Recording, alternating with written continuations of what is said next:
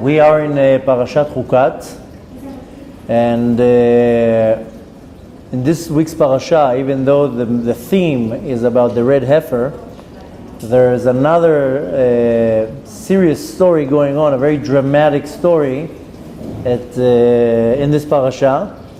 And this, of course, is talking about the time when Moshe Rabenu hit the rock for the water.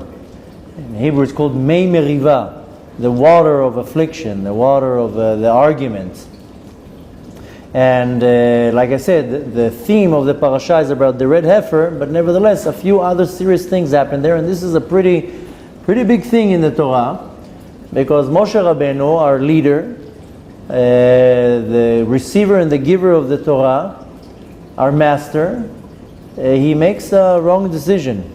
He makes a wrong decision and he hits the rock instead of talking to the rock. And this is the time when the Kadosh Baruch Hu tells him, you have brought on yourself your own decree, and the decree is that he's not going into Israel. That was the punishment. Now, first of all, just in regards to Moshe Rabenu, comes of course a very big question. What did he do?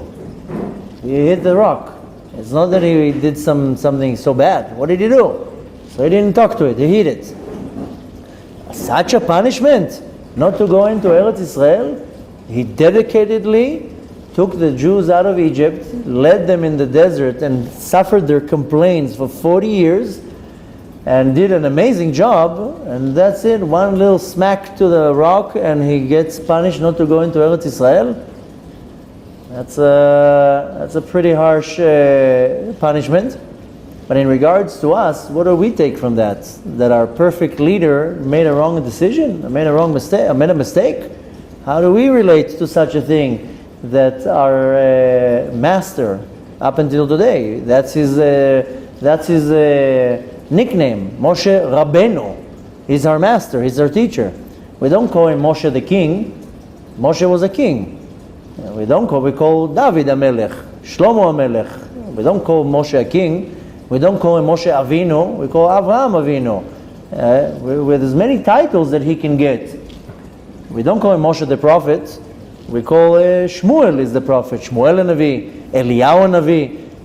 Moshe got the title Rabenu, our teacher and our master. What do we take from that? That he made a wrong decision. And what was the wrong decision? To hit the rock? So we want to see why the Torah is teaching us this story. The Torah is not a history book. It's not to tell me historical facts. In fact, the Torah is not telling me historical facts. We have for that different books that are giving me the history of the Torah. On Shabbat there was a very interesting guest here that he is not official, but his passion to the Torah is the geography of the Torah.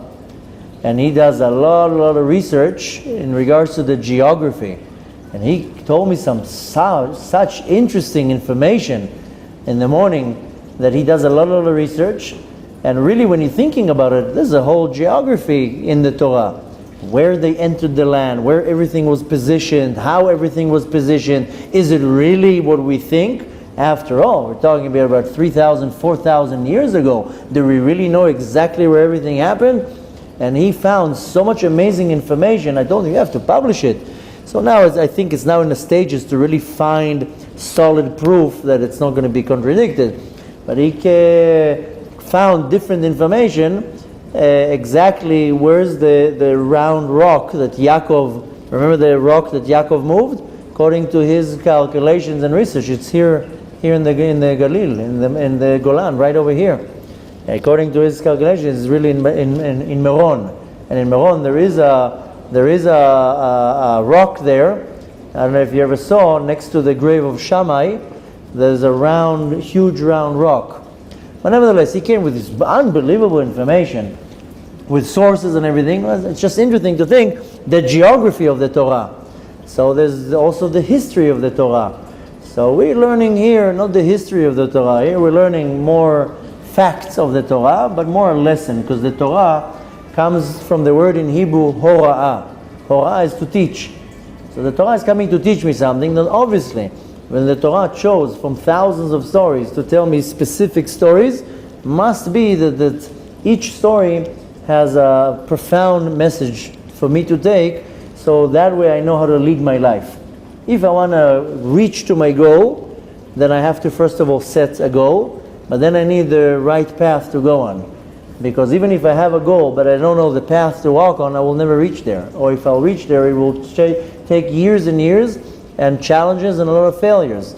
The Torah is the spiritual GPS that lies down the route. Turn right, turn left, go straight, go up. So a smart person says, if I don't have a destination, I will never reach anywhere. If I have a destination but I don't know the route, what good is the destination? I need to have a destination and I need to have a route for that. And the Torah is the power that leads me, gives me the route. So obviously, when the Torah chooses a story, there's something for me to take from it, and if I know how to apply it in my life, then I hit the jackpot. And if not, then I'm wasting my time.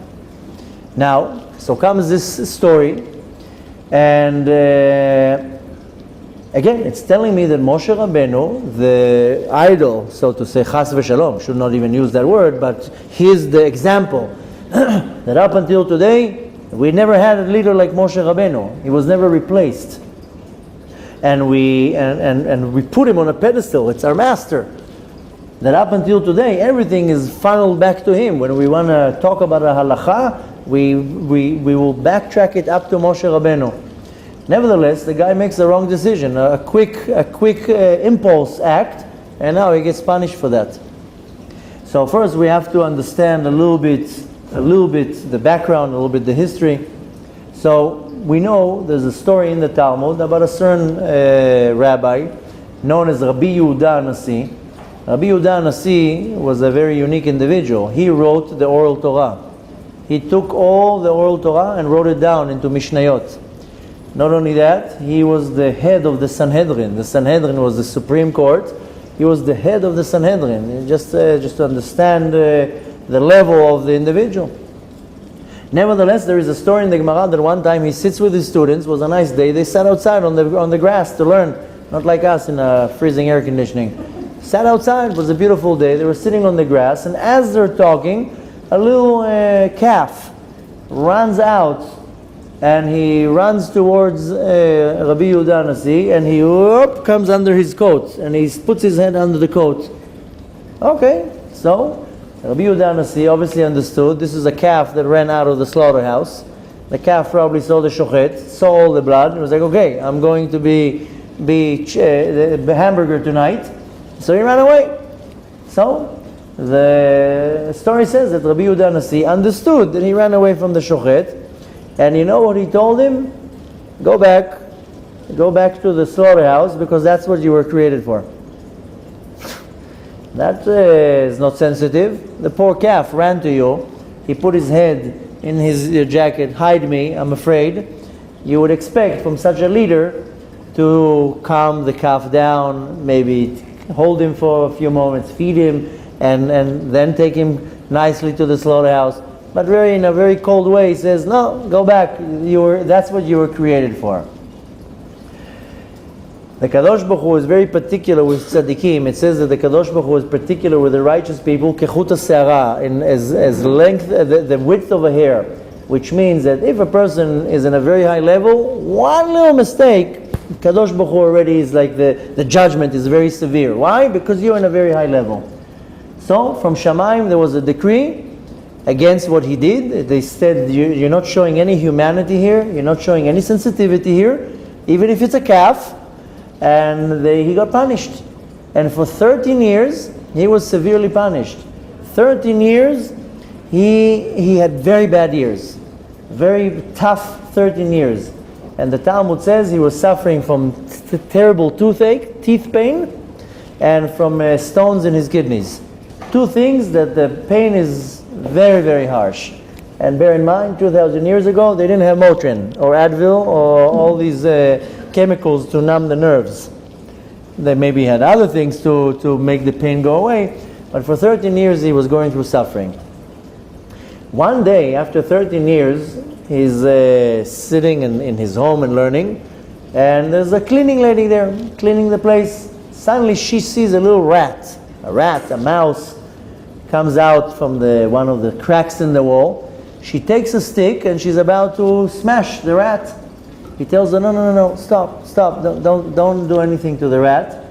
He says, quotes a verse from Tehillim, V'rachamav al kol ma'asav, and his mercy is on all his creatures. Just scare it out. Don't kill it. Don't need to kill it. He didn't do anything to you. Then they saw from Shamayim that he figured it out, and they stopped. They said, okay, he had enough suffering. And the 13 years was finished. The Gemara teaches us from this story that a person puts on himself his own decree. You decide what's going to be your own fate. It's not decided from above. Rather, you decide your own fate based on your behavior, based on your judgment, based on your speech and actions and so forth. So if this is the case, we're going back to our question for this class. What did Moshe Rabenu did that he deserved a punishment not to go into Eretz Israel? Such a dedicated leader, such a dedicated servant. He did above and beyond. One day he hits the rock and that's it. The punishment is not to go into Eretz Israel. Why?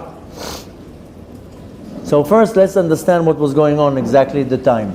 This story happened at the end of the 40 years. That's where you see that the Torah doesn't have necessarily a sequence or an order. Because the spies that we learned 2 weeks ago in Parashat Shlach Lecha, that happened a year and 3 months after they left Egypt. They left in Sivan. They left Mitzrayim in Nisan, and then in the end of Sivan, Kaftet Sivan, they left, came back, and Tisha B'Av, we know exactly when it happened. About a year, 3-4 months after leaving Mitzrayim. The story with Korach happened right after that.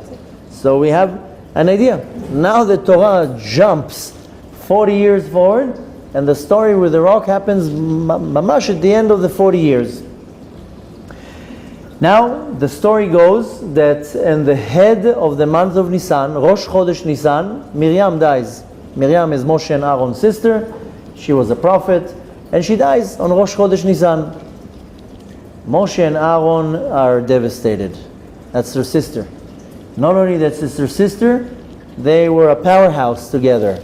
Moshe, Aaron, and Miriam, they were complementing each other. They were mamash together, a powerhouse. All three prophets, all three with a huge shlichut, a huge mission to lead a generation.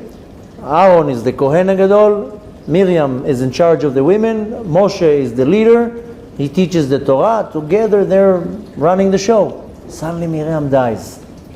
They go into the tent and they start crying, they mourn, they're upset. And they hear a commotion. Huge commotion. Moshe Rabenu goes out of the tent and he sees people screaming and a whole balagan going on, like a demonstration. What's going on? Well, relax. Can we mourn the death of our sister? And they're all telling them, listen, we have bad news. The rock, it disappeared. Miriam's well, where is it? The story was that in the merit of Miriam, she guarded Moshe next to the water for 3 months. So in her merit, there was a rock that gave out water. Can you imagine? Millions of people, 40 years in the desert, they don't have faucets, but where's the water coming from? There was a rock, they all came with their pitchers, fill it up, they all had water. This is called Miriam's well, the Be'er Miriam. That's why our institute is called Be'er Miriam. This is the wellspring of knowledge, of Torah, of sustenance. Nevertheless, they said, listen, we have a bad news. The rock disappeared. We don't find it. There's no water. Oh, relax. 2 hours without water? What's the big deal? What, you don't think Hashem can take care of you? 2 hours, you can't let us mourn the death of our sister? 2 hours later, you're all freaking out because you don't have water? Hold your horses. Nevertheless, the people are freaking out. They're losing it. We don't have water. What are we going to do? Then everybody's upset at Moshe, of course. What did I do? I didn't do anything. So they all come to Moshe and they're upset of him. And they're all upset. There's no rock. How are we going to drink now? What are we going to do? So Moshe Rabenu, as usual, turns around, asks Hashem, what do you want me to do? There's no water here. What should I do? Hashem tells him, go find the rock and talk to it. say a few words that I'm going to tell you to say, some holy words, and the water will come out again. And you know what you're going to do? You're going to sanctify me in front of the nation. Because you're going to find the rock, Moshe Rabenu did everything with his mouth. I mentioned that in one of the classes, the previous classes. Moshe Rabenu had a staff. People think the staff is a piece of wood.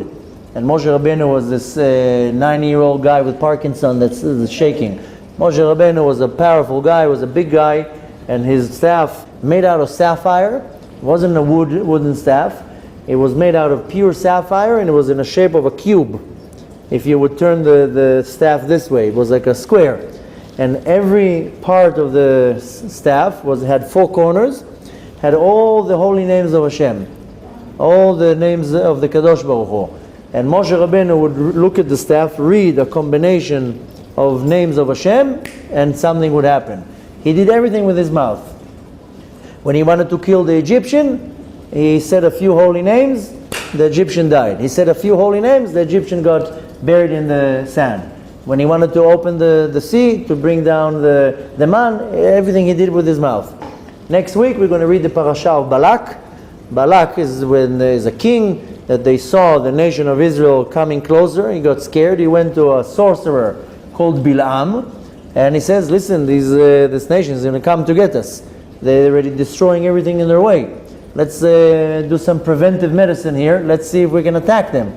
And Bilam says, listen, you can't fight them because their power is in their mouth. And this didn't change up until today. Our power is our mouth, is not our hands. It's not our hands, it's not our jets.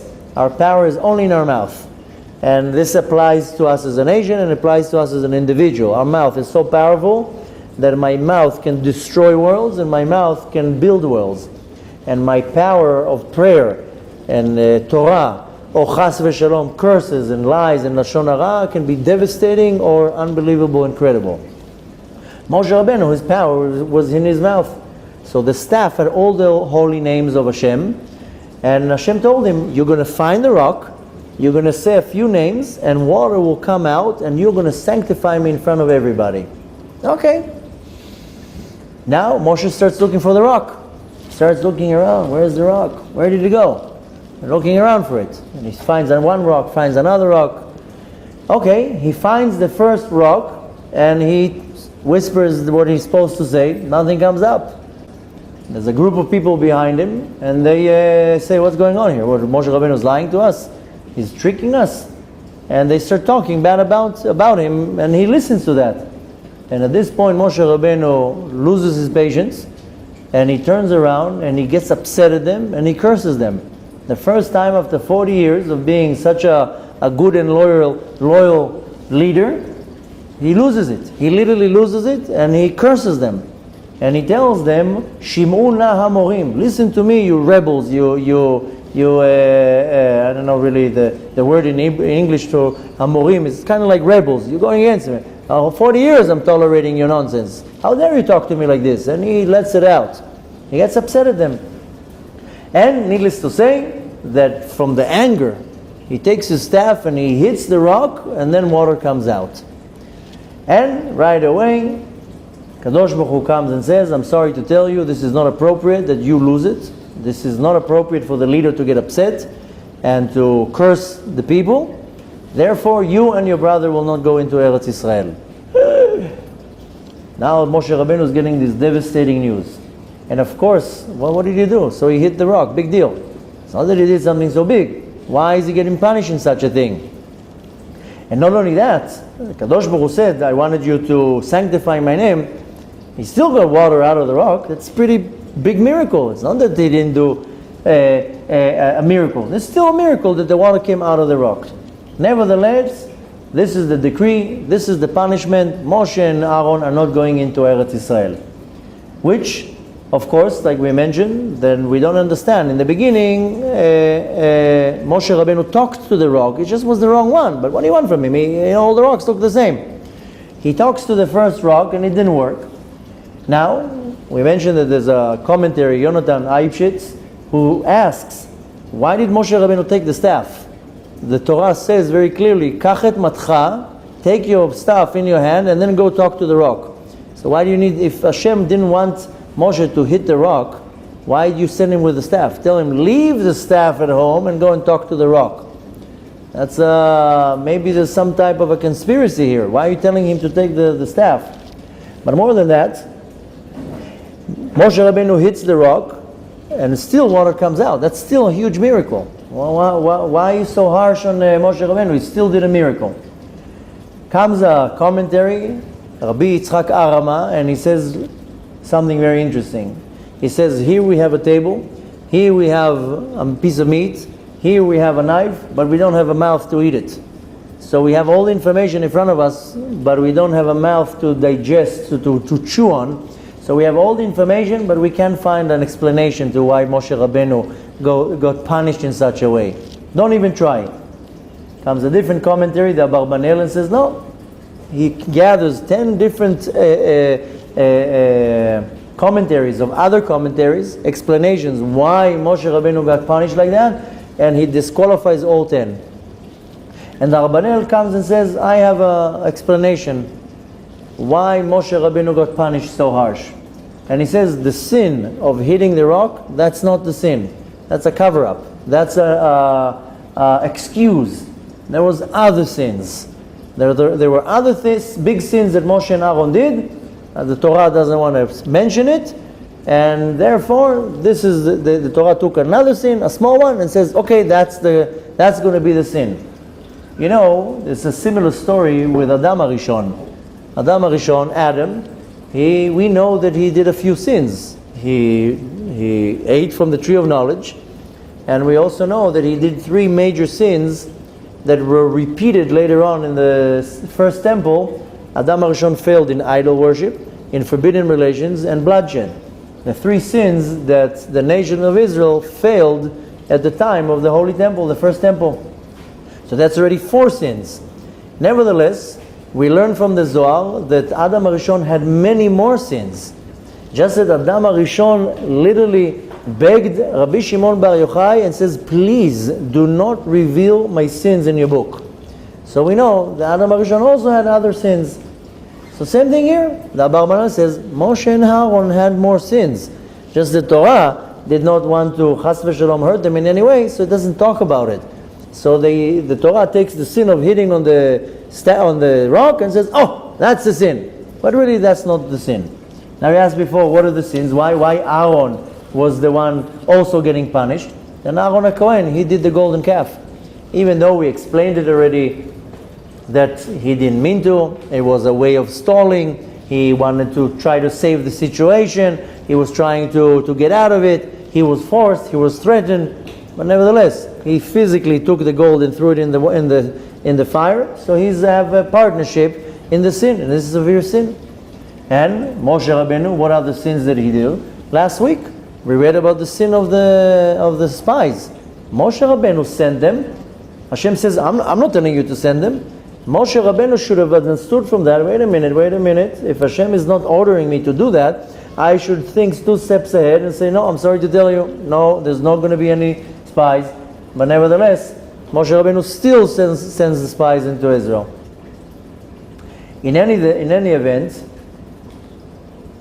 we can't take the what we say mikra midei pshuto. We can't take the script out of its actual meaning. There is a sin here, even with hitting the rock is a sin. Now, there is a story to understand that a little bit more clear.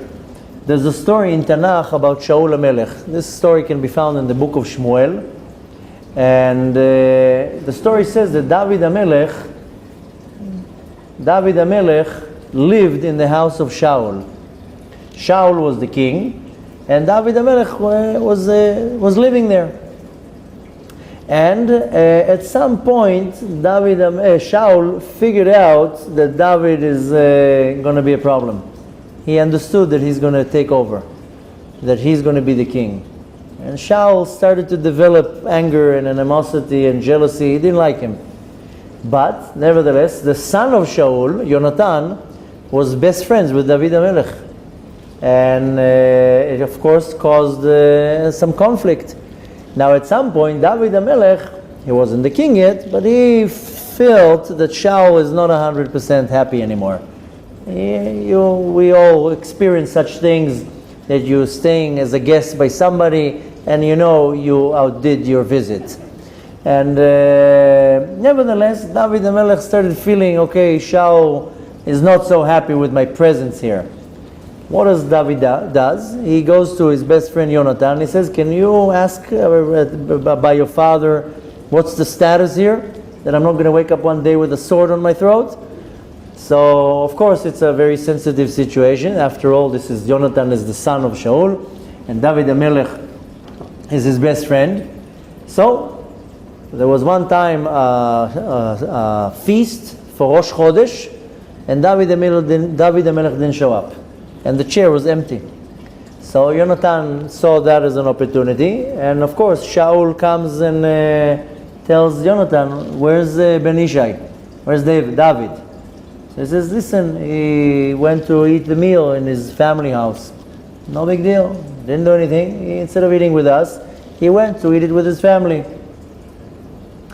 And Shaul, of course, gets upset and starts an argument between Yonatan and Shaul.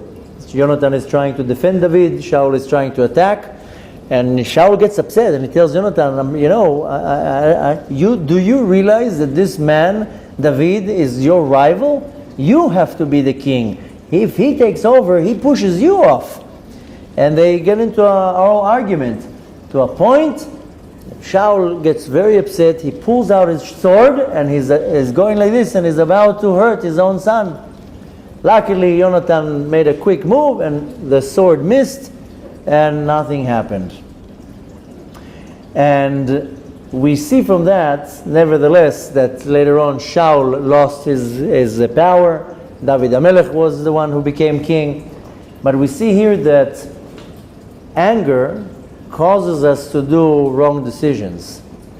And we see that with Shaul, we see it now with Moshe Rabenu, and we see it in our own life, that when we get angry, we don't do good decisions. If I need to make a decision, I have to be very calm. If I'm going to make a decision when I'm angry, it's going to be a very bad decision. And the Rambam says in a very interesting way that the Kadosh Baruch Hu created us with a lot of faults, a lot of problems, mainly chisronot, faults, and bad character traits. But there is one fault, one bad character trait that is a danger. I mean, you can be lazy, you can be judgmental, you can be a little bit messy, you can be late all the time. There's many things that are faults. But one thing, Rambam says, this fault is a danger, and that's anger. And we all have anger. One person is more, one person is less, but we have to be realistic, and we all suffer from different character traits that are negative. And I just mentioned a few. There's a long list of bad character traits. It can be jealous, can be judgmental, can be lazy, can be so many things. But specifically, anger, this is a danger one. And Rambam says in the book Moreh Nevuchim that was the sin of Moshe Rabenu. Not the spies, not the hitting the rock, the anger, that he got angry.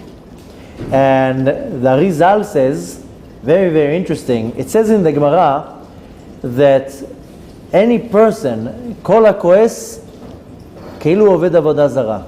A person that is angry is like doing idol worship. There's actually a few places in the Gemara that define how bad anger is.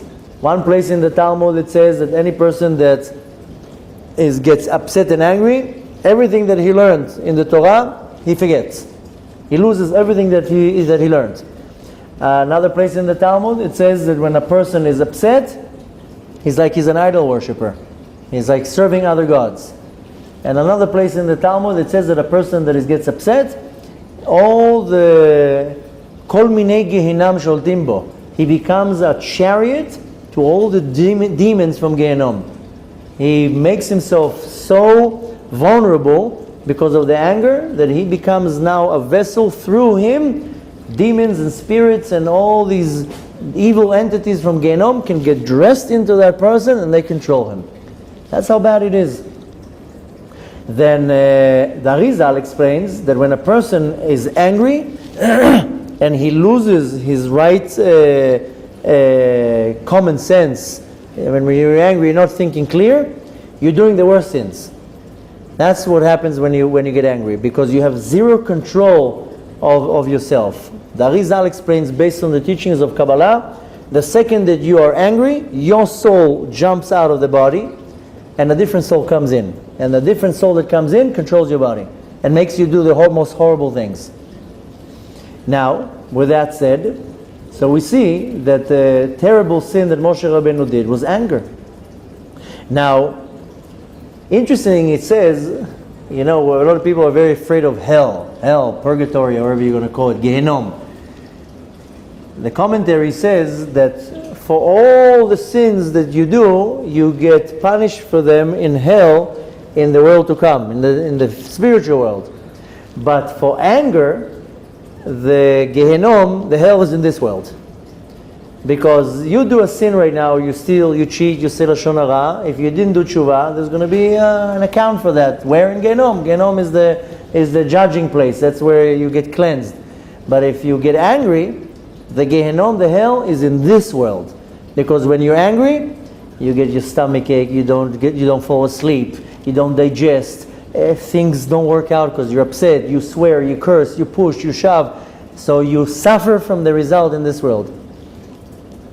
And there's a joke. I told you once this joke. I'm sure you don't remember, and some of you weren't attending the class.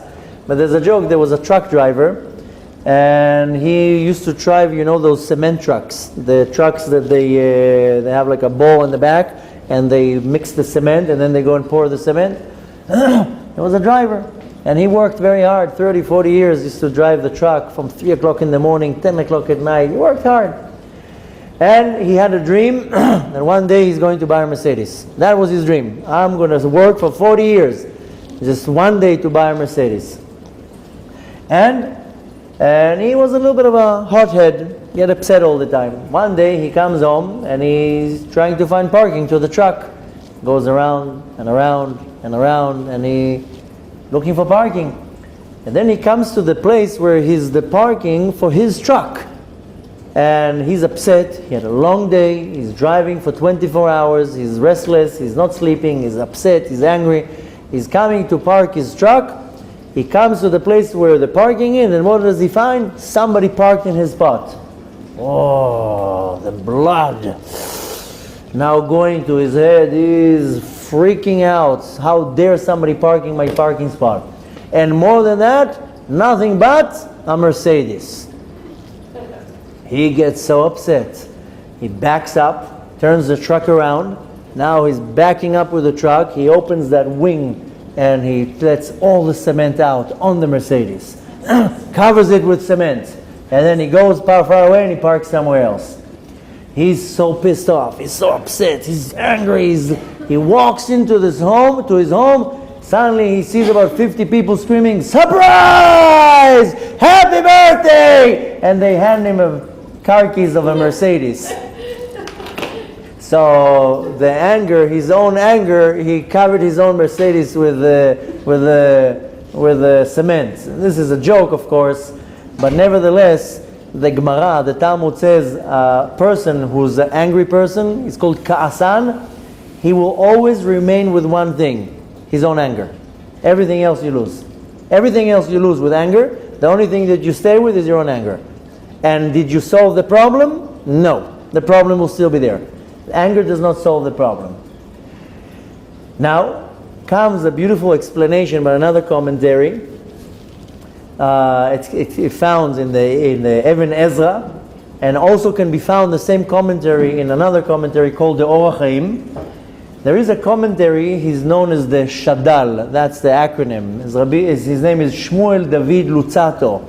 He's a commentary. He used to live in Italy, and he says, the Shadal, the Shmuel David Luzzatto, that there are 13 explanations to the sin of Moshe Rabenu. 13 explanations. But nevertheless, there is one commentary, 3 commentaries brought by the Even Ezra, and one of them can be found also by the Orach Chaim. And they said the problem of Moshe Rabenu was the curse. Not the anger, not the hitting, not the Kiddush Hashem, the curse, that he cursed. Because he said to the nation, Shim'u na hamorim, listen to me, you rebels. He cursed them. Now, the commentary says, if you curse the nation that you're supposed to lead, then I'm sorry, you can't lead them anymore. That's where you got fired. Because for 40 years you tolerated them. So you are a worthy leader. The second that you open your mouth and you curse them, then how can you be the leader of your own nation? Therefore, right away, we have to hire a new leader. That's right away when Moshe Rabenu got punished and a new leader came in, which was Shaul, which was Yeshua, of course. And the same thing with Shaul. The same way, the second he lost his anger, he wasn't worthy to be the leader. Now, the problem was that Moshe Rabenu didn't believe in the nation. He loved them. He loved the nation. He protected them. He was willing to be uprooted from the Sefer Torah just for them not to be destroyed. He loved them. He cared for them, but he didn't believe in them. And this is where we see an unbelievable connection between Moshe Rabenu and Eliyahu the prophet, Eliyahu Navi. We know that every time there's a Brit Milah, who comes to visit? Eliyahu Navi. Do you know why he comes to the Brit Milah? Everybody knows that Eliyahu comes to the Brit Milah, but nobody knows why. So of course there is a verse in the Torah that can be found in the parasha that we're going to be reading in 2 weeks, Parashat Pinchas. This can be found in chapter 25 in the book of Bamidbar. And it says there, Hineni noten lo et briti shalom. I hereby give him my covenant of peace. So this is a simple explanation why Eliyahu comes to the Brit. Because Hashem gave him the Brit of peace. But there's a more deeper reason why Eliyahu Navi goes to every Brit Milah. Eliyahu Navi, at the end of his term, he was a prophet, his spirit got broken. He was prosecuted, everybody was going after him, there was a certain individual, Achav went against him, Izebel went against him, everybody went against him. Everybody wanted him down. And he was prosecuted, everybody was bad-mouthing him, his spirit got broken. And he went to the field, and he went and he bad-mouthed the nation of Israel to Hashem. And he said to Hashem, look at this nation, they deserted you, they went against you. Hashem didn't like this comment of Eliyahu Navi, and says, really? You saying that this nation went against me? No. First of all, you are not worthy anymore to be the leader of the generation. And of course, will come a different leader who was Elisha, and he will replace you. That's it, you're fired, in other words. If you talk bad about my nation, sorry to tell you, you can't be the leader anymore. But more than that, first of all, we know that Elisha came and replaced him. But more than that, Hashem told him, just because you didn't have faith in the nation, and you said, look how they went against you, they deserted you, I'm going to kind of punish you, and I'm going to show you how strong the nation of Israel, how they're so attached to me, how they're willing to go in fire and hell for me, and you are going to go now for all generations to the Brit Milah of every child, and you'll see what's Mesirut Nefesh. You're going to see how that nation never left me, and they will never leave me. 3,000 years later, they'll still do Brit Milah to their kids. Parents, they're not even observant. They don't even follow the Torah. Comes a child, they circumcise the child on 8 days, which seems like a very barbaric ritual, and you're hurting the child.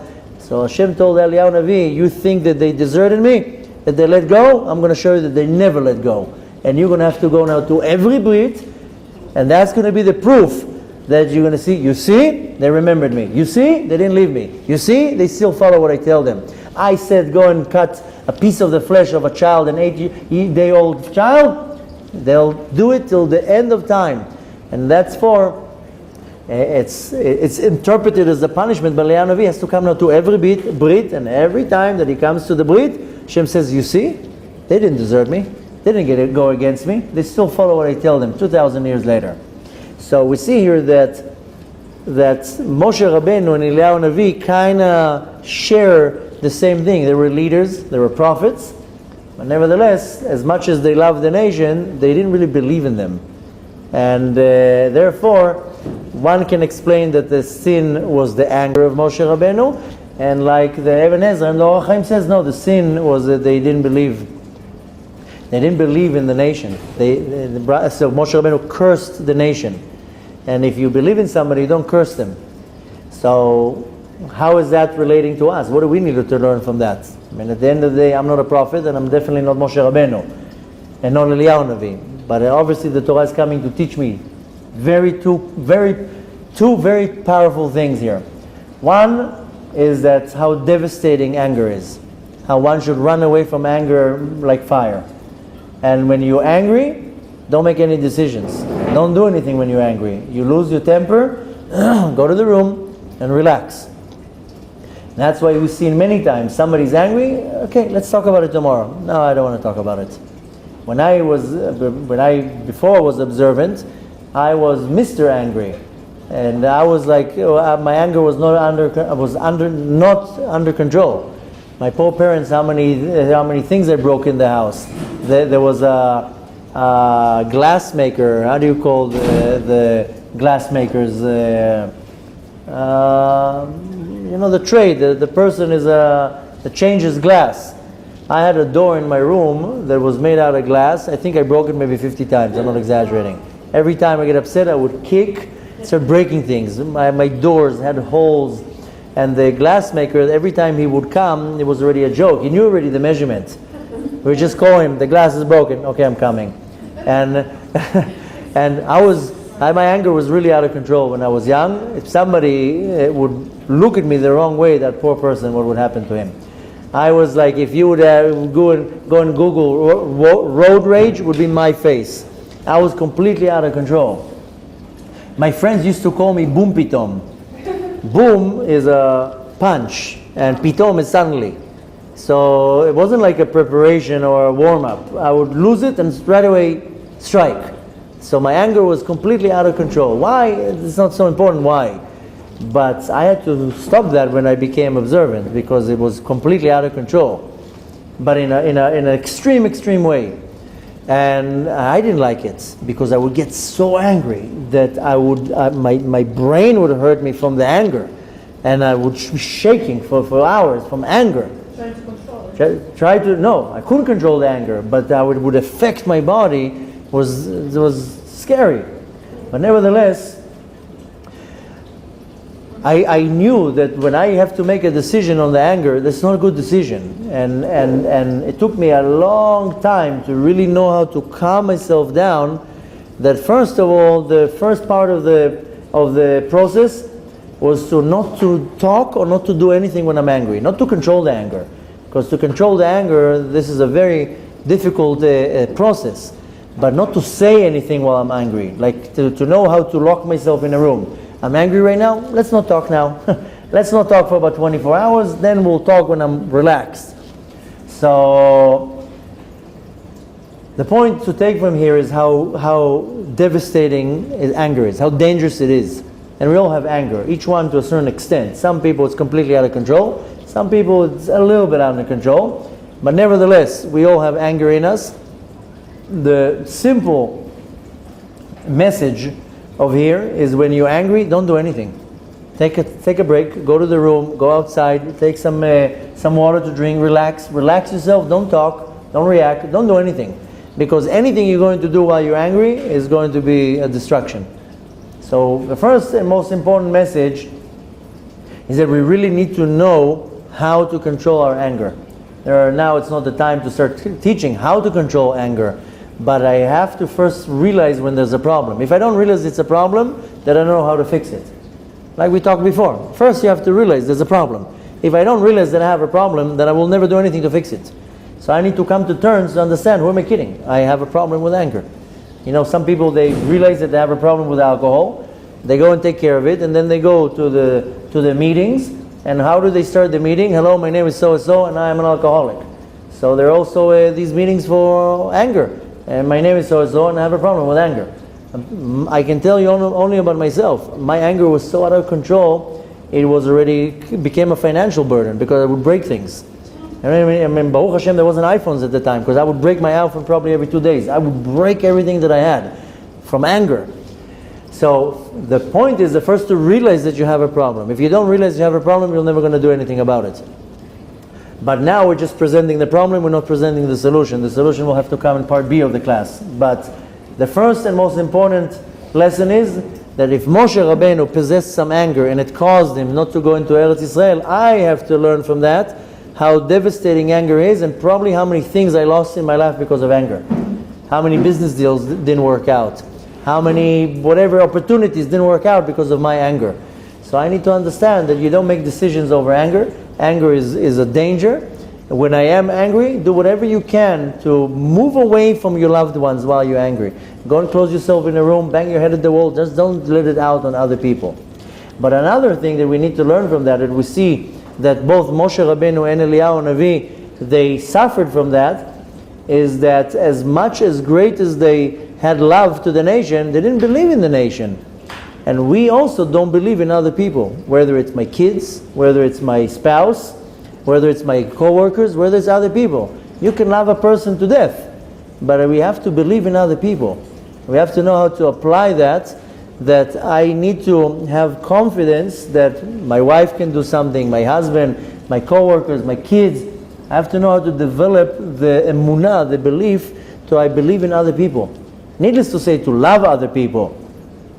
But I have to believe that each and every one of us has such potential in us. Now, if I don't believe in you, and he will not believe in you, and he will not believe, nobody believes in you, then you're not going to believe in yourself, and you're going to become a failure. If a child doesn't believe in himself, he's not going to become anything. So I have to know, I have to believe in my kids, and I have to give them this power, because they develop the belief in themselves, and they become something. And it's not only my child, like what we talked about before. If I have a spouse, and my spouse seems to going through some type of a challenge, I need to believe in them that they'll be able to overpower it. If I don't believe in them, they'll never overpower it. So we, as humans, as parents, as siblings, as children, as educators, doesn't matter. I have to believe in other people and give them that feeling, because everybody is possessing this unbelievable soul within them. And the soul is like fire. And each and every one of us has potential, positive fire, of course. And each and every one of us has unbelievable potential. 99% of people in our generation, they don't bring their potential to the surface. Why? Because when they were kids, their parents told them you are a loser. In school, the teacher says you are a nobody. Society tells them you are a nothing. So they grow up and saying, I am a nothing, I'm a loser. And their potential doesn't come out to the surface. We have an obligation that we have to believe as much as possible in other people, and to know how to arouse it. This is a very high level, because I have to put my ego aside, I have to put my agenda aside, and I want to see another person succeed. Most people, they want to see another person fail. They can't stand it when somebody else succeeds. This is a very pure character trait to see, no, I want to see you succeed. I will get my success because whatever Hashem wants to give me. But to see another person, and this usually will come out in your kids, will come out in your spouse. I want to see my kids successful. I want to see my spouse successful. But I should also want to see you and everybody else successful. Even if you will become better than me. The fear of many people is they're afraid that you are going to become better than me, and then I'm going to be pushed out, so I don't want to see you successful. So I'll do whatever I can to make you fail. But here, the message that we want to get here, don't be afraid of somebody else's success. The success is coming from Hashem. If Hashem wants somebody to be a Moshe Rabenu, he will be a Moshe Rabenu. If Hashem wants somebody to be a gazillionaire, he will be a gazillionaire, even if he doesn't know how to read. The success only comes from the Kadosh Baruch Hu. If I'm jealous of somebody's success, this is a borderline of idol worship. What, you don't believe that Hashem is the one who made that person successful? I need to develop, this is what the Torah is trying to teach me, develop the desire to see somebody else successful and nourish it. And believe in that person and strengthen that person. You can do it. I know you can do it. Whether the challenge right now is to build up a business, whether your challenge is to overpower your problem with anger, or your problem with the jealousy, or whatever it is. A lot of people, when they deal with a challenge with their spouse, they right away run out for a divorce. Oh, I don't want to deal with it. Why? That's your spouse. So your spouse has a problem. Help that person. Reach out to that person. After all, Hashem designed it in such a way that you are the other half. So, and this is one example with a spouse. It can come out a lot with children. How many times you have challenges with your children? And instead of putting the child down, believe in the child. And empower that flame in the child. And sometimes all it takes is to say, I believe in you. I know you can make it. I know you have a struggle right now. I know you have a challenge. I believe you can do it. And when you put this belief in somebody else, really? You believe in me? I'll do it. If you believe in me, means somebody has a little bit of belief in me, then you inspire people. There's nothing greater than to make a person inspired. There's one thing, our sages say, there's one thing with giving somebody charity. There's a much greater action if you teach that person how to make money. Because you give a person now some charity, okay, so you fed him. But if you teach the person how to make money, now he will take care of himself. So we have to be lamplighters. We have to know that I have the potential of lighting up somebody else's soul. Even if I'm right now stuck in the mud and I'm not in such a great place. But in this world we have to help each other. We have to help each other out of our own problems. Our sages say, "En asir matir atzmo mibet ha'asurim." A prisoner cannot take himself out of his own cell. You have to open the door for him. So you help me, I'll help you, and together we help each other. But I have to understand that I have to see the potential in every person. Every person has unbelievable potential, and it's my jealousy that doesn't want that person to succeed. So no, I don't want this person now to be successful. He'll take the attention off me. Now suddenly I'm not going to look so good if that person is successful. But the Torah is coming to teach me, put your ego aside. After all, we're all one big team here. When you are successful, I benefit from that. So I need to know how to look at every individual, find the positive flame, the potential in them, and to know how to inspire them. And sometimes all it takes is to say, I believe in you. But you really have to believe in that person. If the person went over and over and over and over and still failed, that's a whole different thing. But at least give that person a chance. And again, this can be applied with my wife, can be applied with my kids, can be applied with my friends, business partners, whatever it is. But I have the control in somebody else's life success. And you know what? Don't be afraid for somebody else to be successful, that it will push you out of the spotlight. Le'efech, you want somebody else to be successful. That's how you're going to gain your success. Because when you know how to apply this unconditional love for somebody else, they'll be successful in their way. Kadosh Baruch Hu is going to make you successful in your way. And it's not about who's more successful. We all have to shine in our own way. And this is what the parasha is trying to teach me. Hey, don't get upset. Anger is devastating. Anger is detrimental. It's going to ruin everything. And you're the one who's going to suffer from that. This is message number one. But more than that, how powerful my message is to other people. Sometimes all it takes is for me to go and say, I know you can do it. No, I will fail the test. You are going to do it. And you know what? Oh, my father believes in me, so I will do it. So sometimes that's all it takes. And when you know how to do that, you are empowering everybody around you, which is nothing. There's nothing greater than that. To make sure that you are giving hope to other people, empowering other people, inspiring other people. There's nothing greater than that. But more than that, the one who gains the most is yourself. Because when everybody's successful around you, you're also going to get your success exactly how it needs to be dressed in nature. Bezrat Hashem, we should apply that in our life and to know how to live by that. And needless to say, how we make the world a much, much, much better place to live in. A beautiful, restful, successful, inspiring week.